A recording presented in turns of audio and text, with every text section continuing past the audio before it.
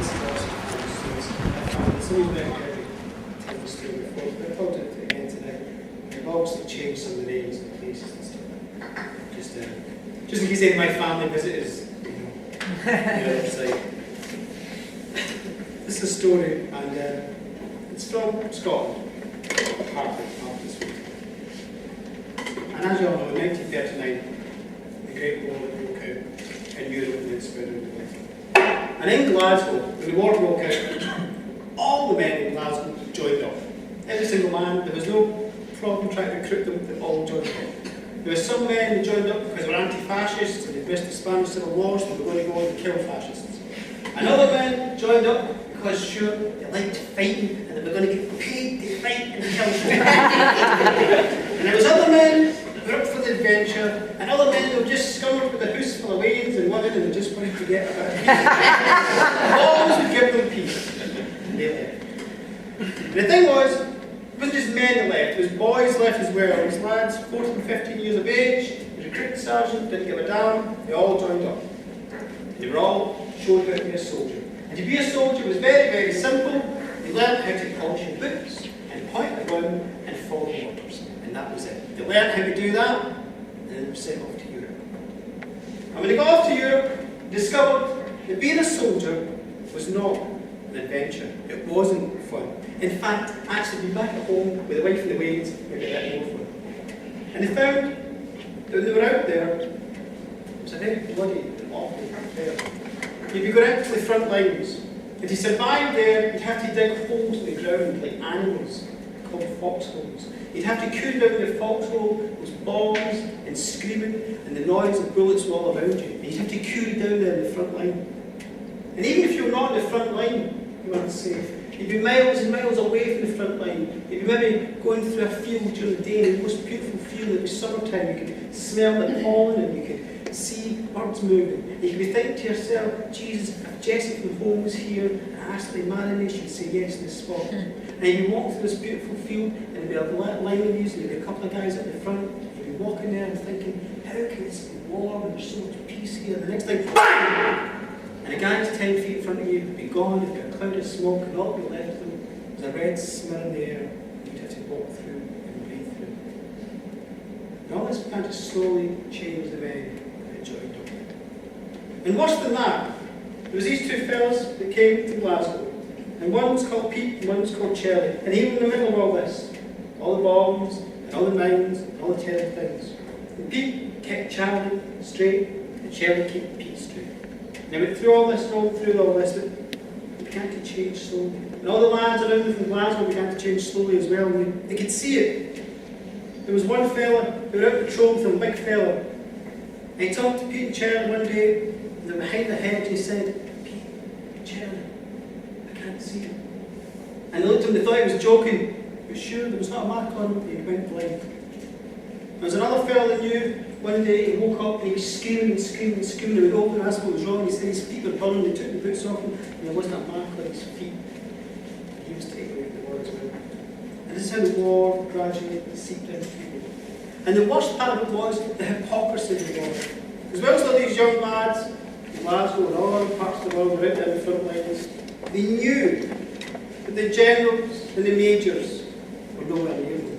They were miles and miles and miles and miles away at the headquarters, making the orders, and passing all these different rules and stuff, and all these terrible things.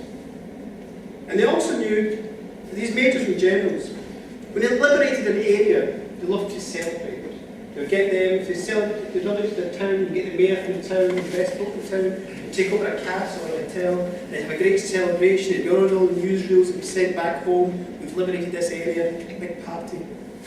But of course, the soldiers were going to be the party. Just the majors and the generals, all the high agents. And of course, Pete and Charlie knew this. And sometimes when they were gambling, they'd be talking, one day when we'll get into one of those parties, we'll sneak in somehow, we can do it as well. It was just a joke. They went on and on and on. And the war came on as well. And the worst thing with the war was, eventually, everybody began to get used to the sound of the bombs. And they get used to the sound of the screams. And they get used to the sound of the bullets. In fact, all that noise, almost became like a melody in the background of their heads. They were so conscious, they were so used to it. What terrified them most was silence, especially silence at night. The silence at night, when it was dark and it was quiet, that was the worst time ever. Because in the quiet and the peace and the quiet, suddenly you think. And you suddenly think about all you had seen and all you had experienced and all that you had done. And realising all you'd seen and done made the war creep a little bit deeper into your body and creep a little bit deeper into your soul and corrupt you and twist you and send you mad. And some lads, they took to breaking into houses nails and liberating. Other lads were stealing dead bodies and all manners of things were going on. And Pete and Charlie, they had each other, they managed to keep each other balanced. They managed to stop themselves from being corrupted too much. And then one day, Pete and Charlie, it was evening, they were in one of the little foxholes. And they were couried down. The bombs were going, the bullets were going, the screams of the dying were out there. But they were couried down and they were gambling away. And they were playing their cards. And Pete was getting really angry with Charlie because he kept winning all his money and he was getting really pissed off with him. He was like, I want that money. And the sound of the bombs was getting nearer and nearer. And there was one particular bang! And Pete looked up. And Charlie was sitting there with his cards. And his head was gone, completely gone. The blood was coming out from his torn neck. And so instant was the death of Charlie that the signals from his brain were strung into his body. And he saw his hands actually moved and he threw down his cards. And it was 3 aces and 2 queens. Well, from that moment on, Pete went wrong. His balance was gone, his anchor was gone, and he just threw himself into the full blackness of the war. He just threw himself in, and he'd done everything he could. And some of the stuff he'd done was heroic, and some of the stuff he did was horrific and horrendous. And one day he came through, he was lying in a field, and there was a body, some soldiers beside him, they were covered in blood, he was covered in blood, and he didn't know whether the enemy had killed him or he had killed him. And he realised then that he had become so corrupted, and he was going to die here in Italy, without the veil. And as he lay there, he suddenly realised that he has to die in Europe. Then he was going to make sure he saw something beautiful. No matter how corrupted he became, he would see one last beautiful thing. And he lay there and he thought, where in Italy, where in this war can I see one last dazzling beautiful thing? And then he remembered those damn parties and the majors and the generals had. And he decided there and then he was going to get to one. And he was going to get to one and he was going to raise a glass to his mate Charlie. And so he went AWOL. And he left. And he had enough money on him. And he stole a jeep. And he went to the black market. He got a major's uniform. And he bribed. And he killed and God knows what. And eventually he got up to Padua. And Padua had been recently liberated by the Allies. And there was a big hotel in Padua. And he'd taken over the majors and the generals were going to one of these big celebrations. He managed to get up there.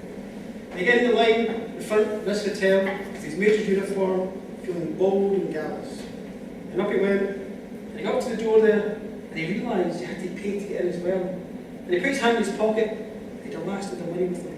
And he went up, paid the fella outside the hotel. He went up to the door, his major uniform, feeling all gallus, and the door was the queerest thing he'd ever seen. Because in Glasgow and the South End at that time, doors opened with handles and you walked into them. This door had a bar, and it was glass. You had to turn it and walk. We all know those doors, turning doors. Well, he didn't hesitate because he was a major now. He put his hand on and just followed everybody else and turned, and he walked in to the hotel. In the door, he was amazed. He walked in and he could hear the sound of glasses clinking together and the bubbles of champagne, and he could smell the perfume of all the beautiful women. And he opened his eyes and he could see all the majors and the generals, and they're all dancing.